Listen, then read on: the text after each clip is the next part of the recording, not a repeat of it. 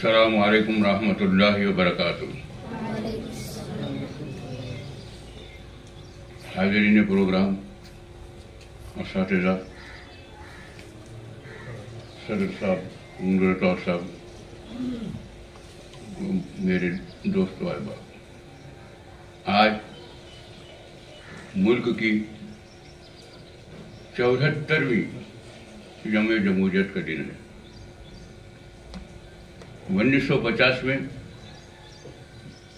भारत के पहले राष्ट्रपति डॉक्टर राजेंद्र प्रसाद ने पहली मर्तबा झंडा लहराया था दोस्त। और वैसे तो संविधान 2 महीने पहले ही तैयार हो चुका था, लेकिन 26 जनवरी के दिन उसे स्वीकार लिया गया। दोस्तों, हम खुशकिस्मत हैं कि हम हिंदुस्तान जैसे मुल्क में सांस ले रहे हैं।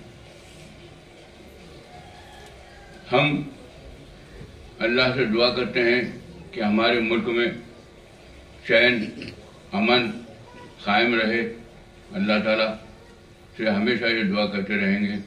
खुदा हाफिज़।